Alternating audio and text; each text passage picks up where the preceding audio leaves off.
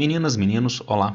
Vamos começar o nosso curso de Atualidades e Aprofundamentos 2022 com um tema bastante forte, bastante polêmico, que está em evidência no atual cenário que são as tensões na Ucrânia.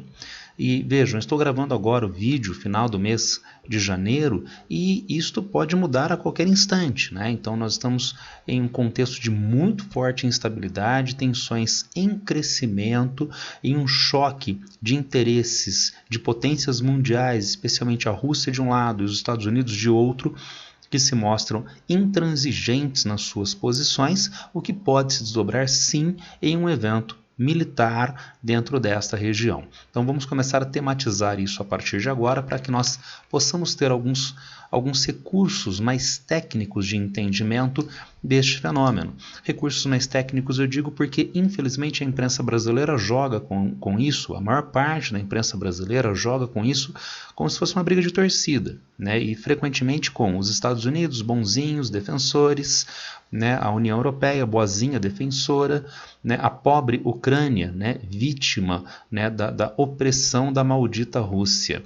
Não tem bandido e mocinho nessa história. Então vamos trabalhar fora desse maniqueísmo tosco de procurar quem está com o bem e quem está com o mal. Vamos tentar entender alguns fatores relacionados, né, às posições de cada um desses jogadores, os Estados Unidos, a Rússia, a Ucrânia, a União Europeia, dentro dessas tensões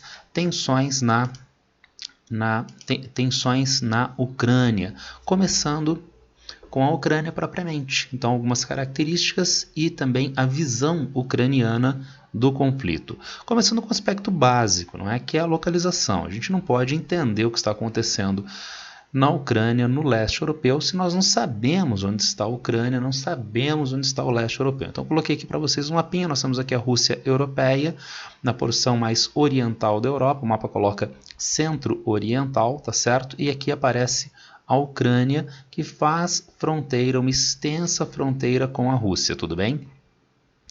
Se nós colocarmos aqui os países vizinhos da Ucrânia, nós encontramos a extensa fronteira com a Rússia, Belarus ou Bielorrússia, Polônia, a Eslováquia, a Hungria, a Romênia e a Moldávia, né? São vizinhos, são países vizinhos da Ucrânia. E o mapa bem interessante trouxe a Crimeia nessa cor diferenciada, né, com essas listras, né, na cor ucraniana e russa, porque foi uma área anexada de fato pela Rússia em 2014 e hoje a Rússia tem de fato soberania sobre a região, mas esse processo de anexação não foi validado pela Ucrânia e pelo mundo ocidental, especialmente a diplomacia da União Europeia e dos Estados Unidos. Por isso nós consideraríamos a Crimeia hoje, apesar de uma área de domínio de fato da Rússia, mas uma área litigiosa, uma área que está sob disputa internacional, não há pleno reconhecimento de um ator político ou de outro sobre a região. Ainda mais aspectos ligados à Ucrânia, idiomas falados. Então vejam, na Ucrânia se fala o idioma ucraniano. Que legal. Em todo o território ucraniano, não. Nós temos aqui o nosso mapinha que mostra algumas regiões, como a Crimeia, olha só, e as porções orientais da Ucrânia, nos quais o idioma russo é nativo de mais de 50% da população. Por sinal, vejam aqui no nosso outro mapa, a Crimeia foi a área na qual a Rússia estendeu domínio de fato a partir de 2014 e estas são as áreas de Donetsk, a região do Donbas, que são as áreas hoje de tensões separatistas combatidas pelo governo de Kiev, pelo governo da Ucrânia, tudo bem? Ainda vejam muito importante isto, as jazidas de carvão, tá certo? Olha aqui, nosso mesmo mapinha das áreas separatistas na região oriental da Ucrânia, junto à cidade de Donetsk, a região do Donbas, que é uma das principais bacias carboníferas do mundo. Então, para a Ucrânia, é muito importante em soberania energética a exploração de carvão mineral nesta região. Só que a exploração não é viável, tendo em vista hoje a condição de ação dos rebeldes separatistas que inviabilizam o domínio político ucraniano sobre essas áreas orientais importantes do ponto de vista energético pelas jazidas de carvão. Finalmente, aspectos históricos. Coloquei para vocês aqui o mapa da velha União Soviética até 1991. E vejam, a Ucrânia era uma, assim como a Rússia era outra, das 15 repúblicas que compunham o país chamado União Soviética. Até 1991, né, e desde a década de 1920, né, o país reconhecido no cenário internacional, com assento na Assembleia Geral das Nações Unidas, com cadeira permanente no Conselho de Segurança da ONU, era a União Soviética, não era a Rússia. A Rússia era uma república, a Lituânia era uma república, a Ucrânia era uma república também, tá certo? E através deste mapa nós já começamos a entender mais facilmente por que há tanta gente de idioma russo no leste da Ucrânia. Primeiro, pela proximidade física, não é? Então é a região na qual Rússia e Ucrânia fazem fronteira, o leste da Ucrânia. E segundo, porque Rússia e Ucrânia eram duas repúblicas da União das Repúblicas Socialistas Soviéticas até 1991. E através disso nós podemos também entender um aspecto importante da história ucraniana dentro do contexto soviético, a resistência de camponeses ucranianos ao processo de coletivização das propriedades rurais foi reprimido pelo governo Stalin da União Soviética, gerando o genocídio das populações ucranianas, né? O termo que é utilizado na Ucrânia, o termo que se popularizou para descrever esse fenômeno genocida foi Holodomor, que é uma palavra ucraniana que significa, traduzindo, morte por fome, alguma coisa nesse sentido, tá certo? Entre 1932 e 1933, nós tivemos estimativas de 2 milhões de ucranianos que foram mortos por essa grande fome patrocinada pelo governo Stalin. Vejam, isso deixa marcas profundas junto à sociedade. O governo da União Soviética estava em Moscou, tá certo? Então ele tinha uma identidade com a República Russa e acabou reprimindo a outra república da União Soviética, que era a Ucrânia, 2 milhões de mortos, tudo bem? Vamos a aspectos políticos recentes. De 2010 a 2014 foi presidente da Ucrânia Viktor Yanukovych. Ele já tinha outros cargos políticos, obviamente, antes de ser presidente da Ucrânia. Ele foi, por exemplo, governador da província do Donetsk. No finalzinho da era socialista, no final dos anos 1980 e no início dos anos 1990. E, portanto, ele é ligado ao idioma russo, à cultura russa dentro da Ucrânia. E ele exerceu um governo dentro desta linha, desta perspectiva de alinhamento ucraniano à Rússia e não ao Ocidente. Agora vejam, ele pode fazer isto? Pode, porque ele foi eleito, a sua eleição então foi validada, né? E na Ucrânia, onde nós temos um regime presidencialista, ele é chefe de governo e chefe de Estado. E, portanto, ele é o gestor da política externa, tendendo a um alinhamento mais forte com a Rússia e não com o Ocidente.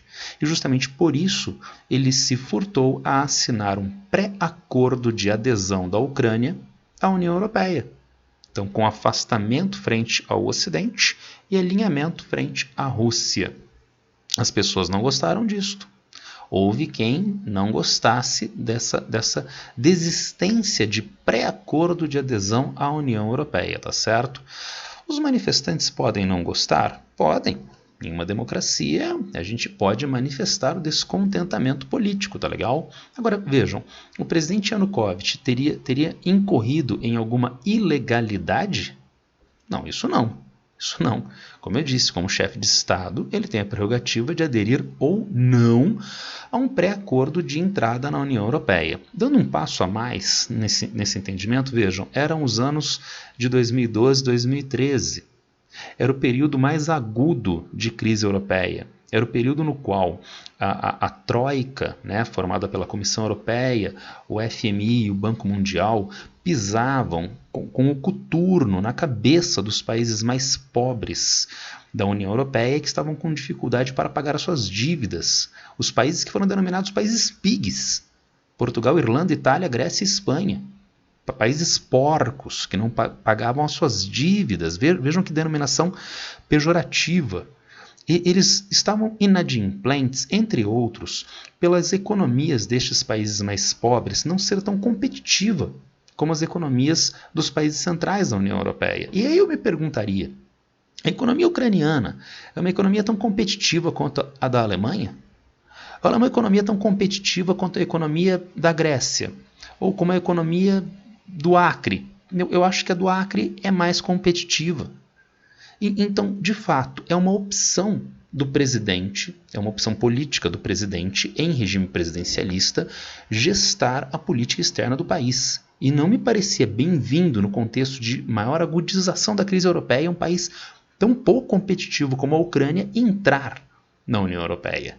Entretanto, os protestos de rua se tornaram cada vez mais ruidosos e acabaram culminando com aquilo que alguns ucranianos denominam como Revolução Euromaidan, dada a Praça Maidan, no centro de Kiev, onde os manifestantes se reuniram contra o presidente Yanukovych e culminando com a sua deposição neste processo revolucionário. Mas como uma revolução contra um presidente que está cumprindo as suas prerrogativas constitucionais de gestão de política externa?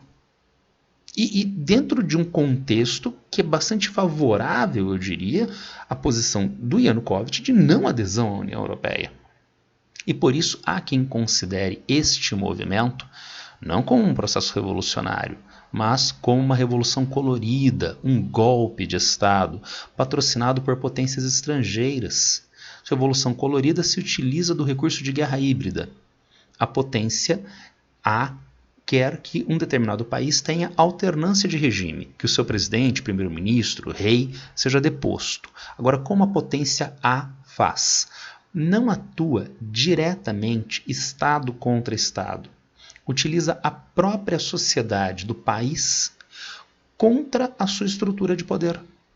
Através da imprensa, através de setores políticos, através do poder judiciário, através de movimentos de massa da população, para que haja a alternância de poder. Isso é o que nos explica o conceito de guerras híbridas, viabilizando as chamadas revoluções coloridas.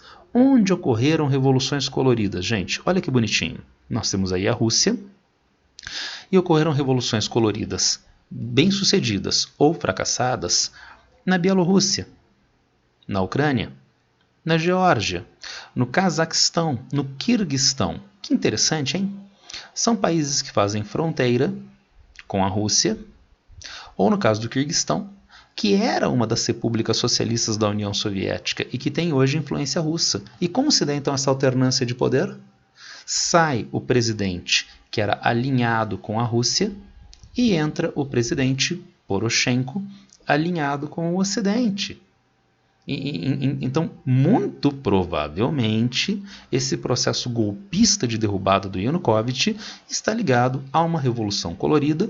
O Poroshenko já terminou seu mandato e agora nós temos o Zelensky, que também é alinhado com o Ocidente, né, com o atual presidente da Ucrânia. E ainda vejam, nessas tensões, o nacionalismo ganhou força, inclusive a extrema-direita ucraniana, que se tornou mais reforçada e atuante, né, ativa, né, nesse processo golpista em 2013, 2014 e até a atualidade, em especial o Pravi Sector, o movimento político ucraniano de extrema-direita.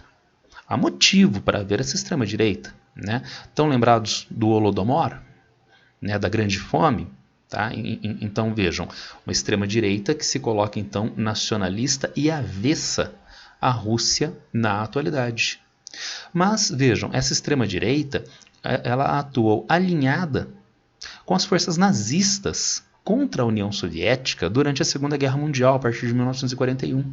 E, portanto, reforçando as tensões entre a extrema-direita da Ucrânia, de inspiração nazifascista, contra a Rússia em contexto de União Soviética e na atualidade, e ainda na atualidade, tudo bem? E vejam que essa extrema-direita ucraniana não é restrita à Ucrânia, ela faz parte de uma extrema-direita de alcance internacional mundial.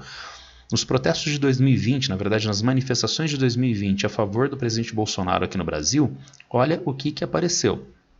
né, junto com os manifestantes vestidos com camisas da CBF, etc, etc, o símbolo da extrema-direita ucraniana. Tudo bem?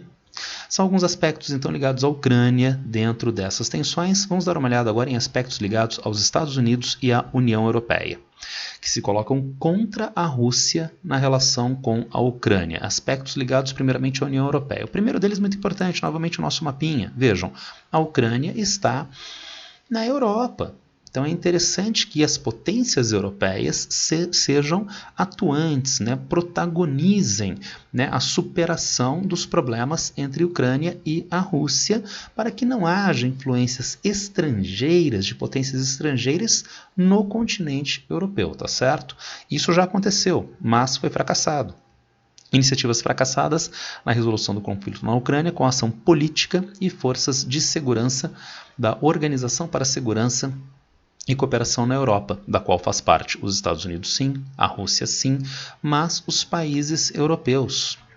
A OSCE foi utilizada, por exemplo, como um instrumento mediador e de envio de forças de paz para o leste da Ucrânia nos acordos de Minsk em 2014 e 2015. Mas eles, na prática, não foram implementados, mostrando, portanto, o fracasso deste processo e a fraqueza dos países europeus na gestão do problema no próprio continente europeu.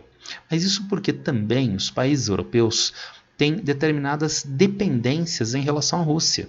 A tensão Estados Unidos-Rússia envolve os Estados Unidos, que não tem maior dependência em relação à Rússia. Os países europeus têm dependência. Vejam aqui esse nosso mapinha tão interessante que mostra as importações de gás.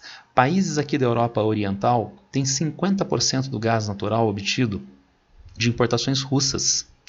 A Alemanha, maior economia da União Europeia, 20% a 50%. E, portanto, há uma dependência energética dos países europeus frente à Rússia. Será que os países europeus podem se alinhar sistematicamente com os Estados Unidos em pressão contra a Rússia? Não, não podem, não podem. E é nesse contexto que nós precisamos pensar neste gasoduto aqui, olha só.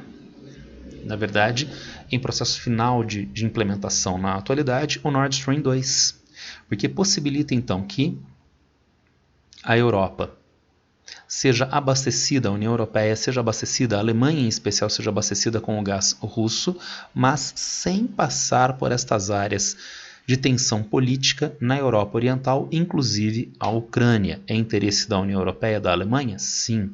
É interesse da Rússia? Sim. É interesse dos países da Europa Oriental, o Nord Stream 2? Não.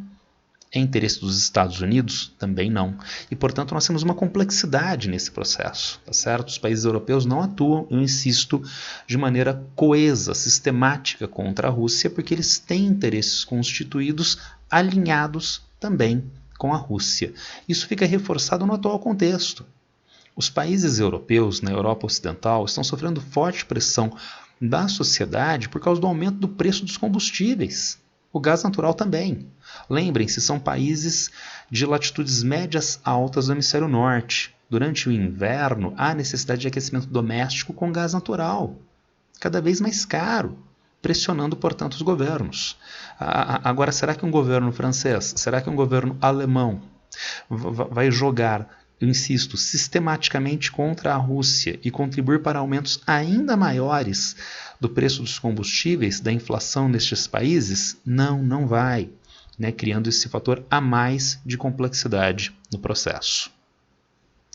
Aspectos agora ligados aos Estados Unidos, né, iniciativas de uma potência com pretensões hegemônicas após a Guerra Fria. Depois do fim da União Soviética, em 1991, em dezembro de 91, os Estados Unidos têm uma sensação de potência hegemônica mundial que, evidentemente, não se sustenta.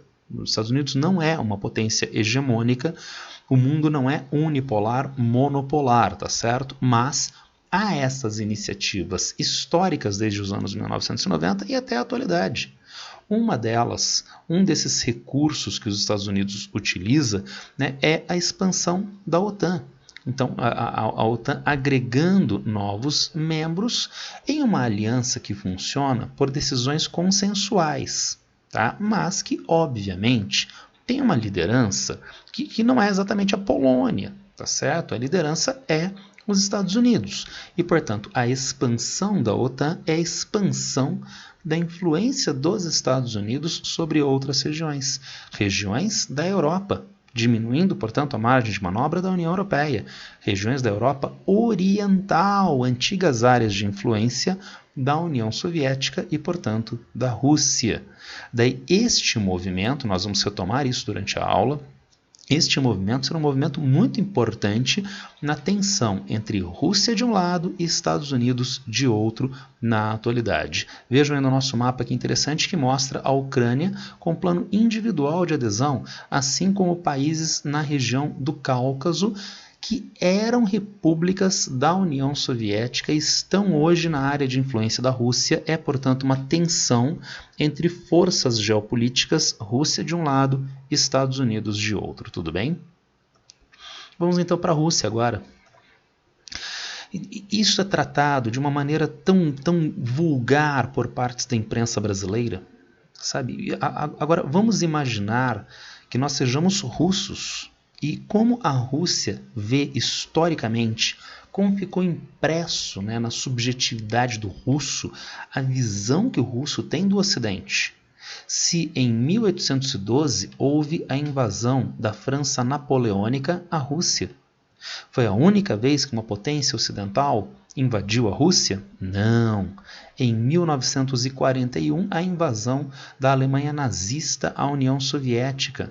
E a União Soviética foi o país que individualmente teve a maior perda em vidas durante a Segunda Guerra Mundial, deixa, portanto, marcas profundas na sociedade.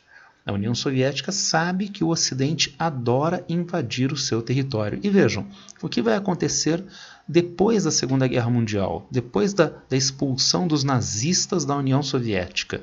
Em 1949 é assinado o Tratado do Atlântico Norte. Com estes países originais, veja, a gente tem aqui a Argélia, né, e a Groenlândia. A Groenlândia é uma área de soberania dinamarquesa, tá? E quando a assinatura do tratado, a França tinha soberania sobre a Argélia, tá? Então é por isso que está aparecendo desse jeito, tá certo? Nós temos esses países europeus originais de participação na OTAN. E, portanto, através da OTAN, as tropas americanas, adversárias da União Soviética no contexto de Guerra Fria, não estão mais lá no continente americano, estão no continente europeu, bem mais próximas das fronteiras com a União Soviética. Então, eu insisto, a imprensa brasileira trata estes fenômenos de uma maneira vulgar. O Putin acha que... Não, o Putin não acha. Quando um país perde 20 milhões de pessoas em uma guerra, a Segunda Guerra Mundial, isso deixa uma marca profunda na história dessas populações. Há uma reação russa à criação da OTAN. Vejam vocês, em 1955, o Pacto de Varsóvia. Entre outras funções, o Pacto de Varsóvia cumpre uma função defensiva da União Soviética frente à OTAN. Agora, as tropas da OTAN, as tropas americanas, não estão lá nos Estados Unidos. Elas estão no território europeu. Mas, entre as tropas americanas, eu coloquei aqui no Google Maps, Bonn, né, uma localidade da Alemanha, capital da Alemanha Ocidental durante a Guerra Fria. Entre Bonn e Moscou são 2.100 quilômetros para serem atravessados com tropas da União Soviética do Pacto de Varsóvia. Então eu costumo fazer uma analogia, né? Já que o Ocidente gosta tanto de invadir a Rússia, a União Soviética, através do Pacto de Varsóvia se faz uma invasão em vestibular de duas fases. A primeira fase da invasão é passe pelas tropas da União Soviética que estão fora do território soviético. Aqui é a União Soviética, tá, gente? Tá? Belarus, né, Ucrânia, Rússia, as tropas soviéticas que estão fora do território soviético na Europa Oriental, no Pacto de Varsóvia, tudo bem? Se passar, aí sim, tenta invadir, né, as fronteiras da União Soviética, tudo bem? Então a própria criação do Pacto de Varsóvia é uma reação a este histórico de ocupações e a criação da OTAN depois da Segunda Guerra Mundial. Agora vejam, ainda na visão russa, o Pacto de Varsóvia é de 1955, mas ele acaba em 1989. E a própria União Soviética deixa de existir em 1991. Enquanto estava havendo o processo de queda do Muro de Berlim e é dito reunificação da Alemanha, né? Mas na verdade houve uma anexação da Alemanha Ocidental sobre a Alemanha Oriental. Enquanto esse processo estava se desenrolando, já existiam preocupações da União Soviética, que ainda existia em 1989, 1990, com os Estados Unidos sobre a segurança geopolítica da região. Então, estas áreas orientais da Europa são áreas tensas do ponto de vista histórico, geopolítico, territorial, pelo histórico de ocupações territoriais e pela importância geopolítica dessas regiões. Mas havia uma garantia do secretário de Estado James Blaker à União Soviética à época. O que disse Blaker? E se uma Alemanha unificada permanecer na OTAN, nós devemos garantir a não expansão da sua jurisdição para leste, disse o secretário de Estado dos Estados Unidos em 1990 à União Soviética, a Gorbachev. Agora, isto se transformou em um tratado? Isso se transformou em um acordo validado pelos parlamentos soviético e dos Estados Unidos? Não. Então virou uma fala ao vento. E na prática, apesar desta fala do secretário de Estado, a gente tem uma prática de expansão da OTAN. Lembrem-se da visão russa, de um histórico de invasões no seu território. E agora não só não há mais Pacto de Varsóvia, como países que eram repúblicas da União Soviética flertam ingresso na OTAN.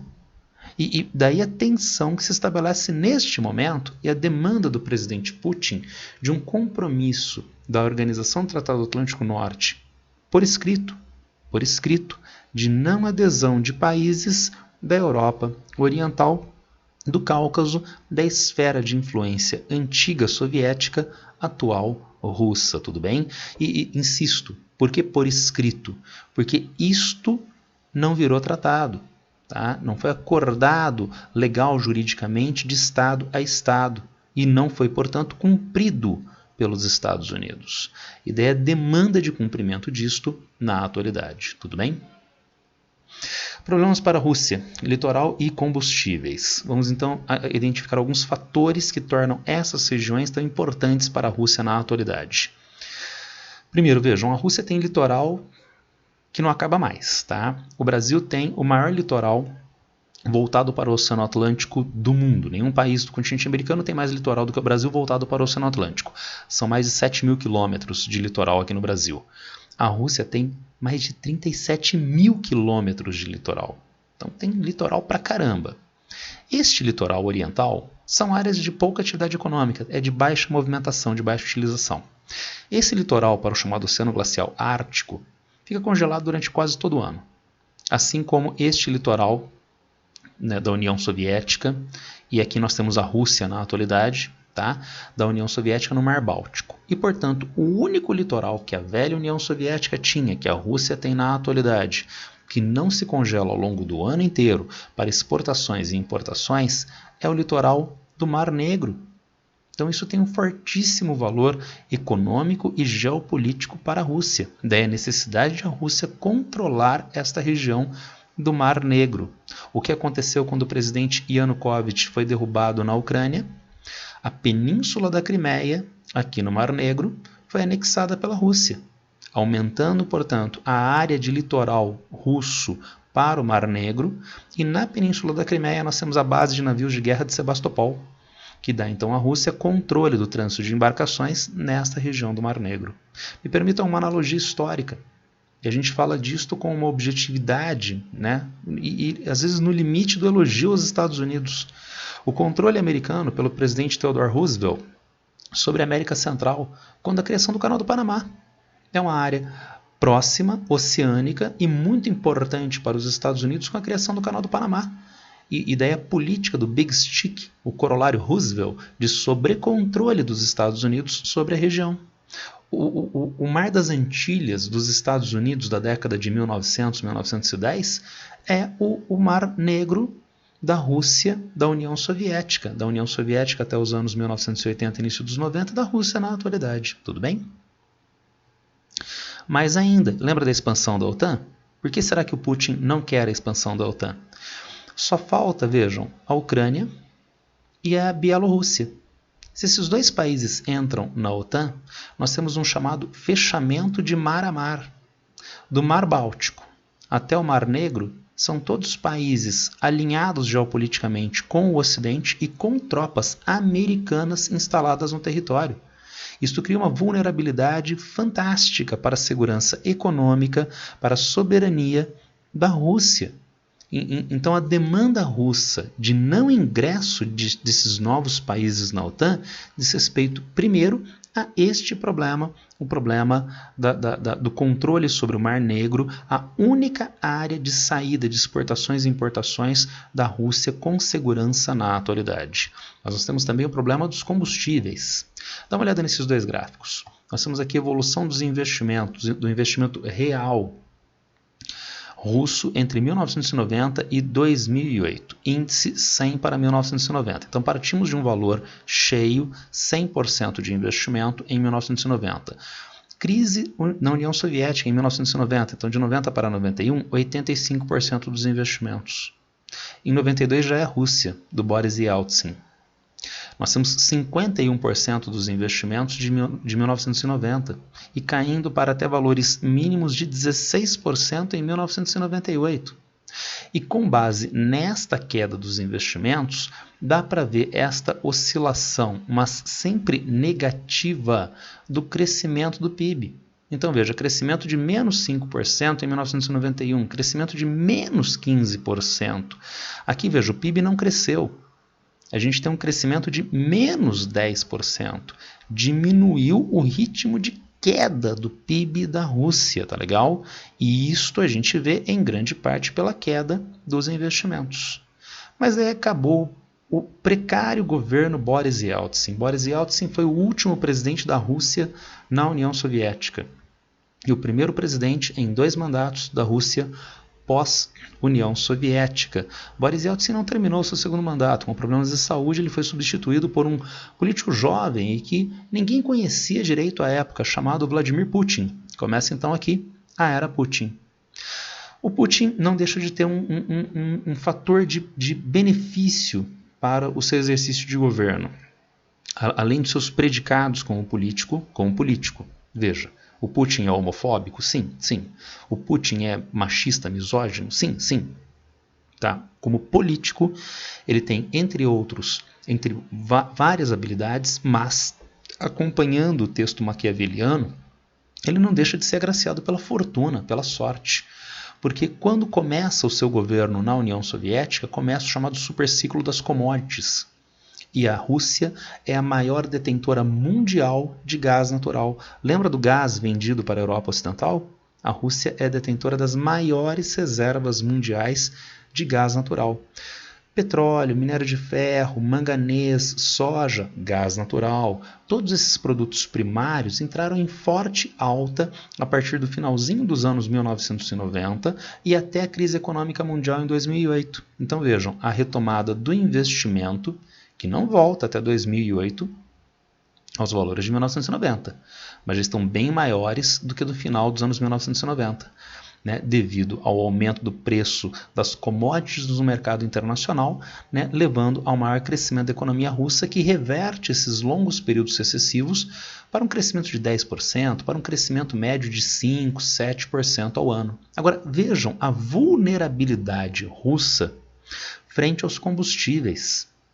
Porque os combustíveis entraram em alta no superciclo das commodities, ótimo, mas caiu de preço na crise econômica mundial. Então olha o que acontece com a economia russa, volta a um cenário recessivo. A partir da crise econômica mundial, lá pelos idos de 2010, 2011, o consumo de combustíveis pelo crescimento dos chamados emergentes, China, Brasil, aumentou novamente o preço do combustível, aumentou novamente o crescimento do PIB da Rússia. Até 2014, 2015, voltou a cair o preço do combustível no mercado internacional, deflação dos combustíveis, cai o crescimento da economia russa.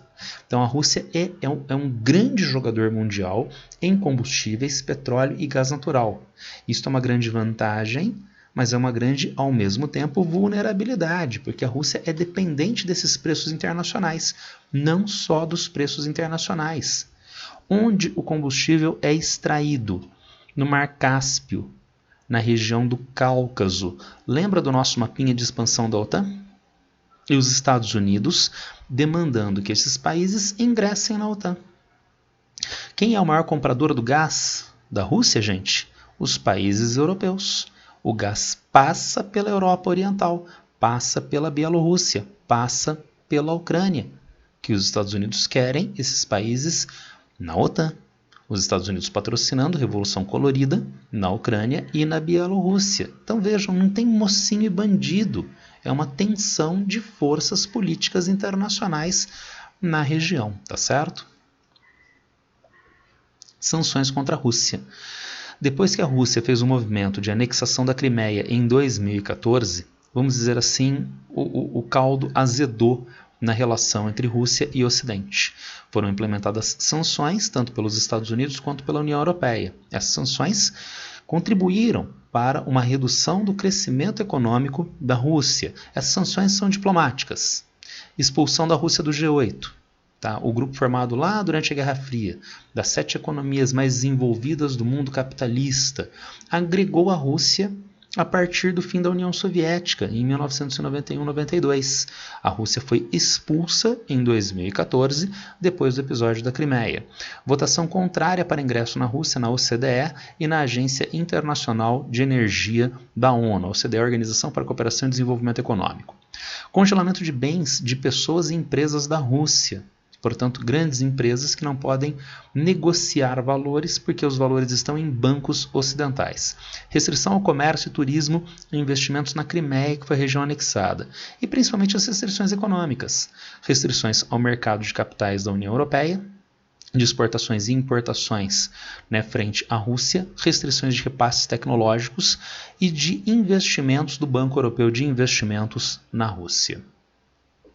E ainda isto seria talvez um golpe mais duro contra a Rússia, os Estados Unidos alegando ou sinalizando a retirada da Rússia do sistema SWIFT. E o que é o sistema SWIFT?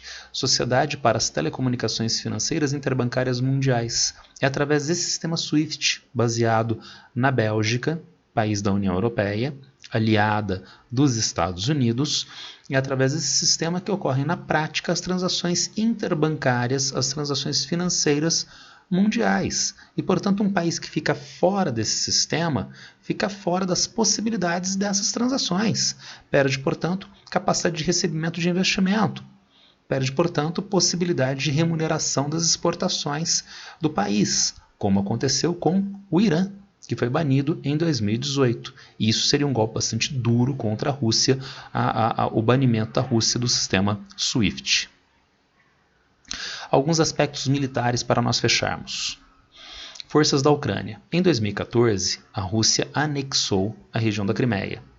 Desde o início do governo Putin na Rússia, o Putin fez muito fortes investimentos reorganizando as forças militares da Rússia. A Rússia é hoje um grande jogador militar mundial. Lembrando que, inclusive, a Rússia é detentora da maior reserva de armas nucleares do mundo em ogivas nucleares, acima das reservas dos Estados Unidos. As Forças Armadas russas são significativas, mas vejam, desde 2014, desde o episódio de anexação rápida, fulminante da Crimeia pela Rússia, a Ucrânia também passou a investir mais em forças militares, inclusive recebendo armamentos de potências ocidentais, como os drones turcos que foram utilizados com muito sucesso no conflito recente em Nagorno-Karabakh. Armas do Reino Unido, armas antitanque. Essas armas são muito eficientes no combate da infantaria contra a cavalaria de tanques e são de muito fácil manuseio e, portanto, as forças ucranianas podem se utilizar eficientemente disso contra tanques russos. E recebimento de armas dos Estados Unidos em um exército hoje com 200 mil soldados. Então vejam, quando a imprensa fala que tem 120 mil soldados russos estacionados nas fronteiras com a Ucrânia, é um contingente militar bastante significativo. Mas notem, são 200 mil soldados ucranianos. E isso a imprensa frequentemente esquece de dizer. Aqui nós temos um quadro que mostra o comparativo militar. De fato, em um conflito militar com a Ucrânia, dificilmente a Rússia anexaria todo o território ucraniano, mas poderia anexar algumas regiões, principalmente como nós vimos ali nos nossos mapas anteriores, orientais de idioma russo.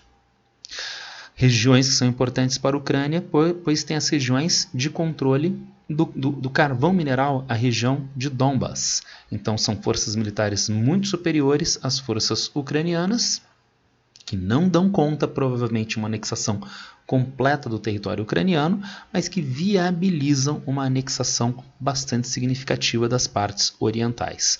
Um último aspecto, o problema da Rasputitsia. Trata-se de uma expressão russa para denominar uma determinada época do ano, a temporada de lama, que é o outono, início da neve, e a primavera, o início do degelo, onde nós estamos entrando, a partir agora de fevereiro a março. E vejam, com o degelo, o que era neve, o que era solo congelado, compactado, vira solo lamacento, que arrebentou com as pretensões da Alemanha nazista de ocupação da União Soviética. E vejam, coloquei aqui para vocês um tanque soviético enfrentando um lamaçal nestas regiões, nesta temporada de lama, tá certo? O tanque não funciona bem com lama. Isso aqui tem no YouTube, vocês podem pegar essas imagens no YouTube, o tanque fica encalhado. Ele não consegue superar o lamaçal. É, portanto, um recurso de defesa bastante forte por parte do país que está sendo atacado. Isso coloca, então, mais um último complicador. Os problemas que nós temos agora precisam ser resolvidos diplomática ou militarmente imediatamente.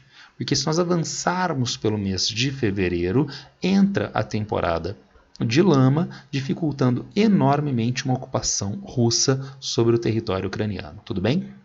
Era isso que eu queria passar para vocês, esse nosso primeiro tema de atualidades e aprofundamentos de 2022. Se alguém tiver alguma dúvida, algum problema sobre isto, já sabe, é só me encontrar a qualquer tempo nas redes sociais. Abraço para todo mundo e boa sorte.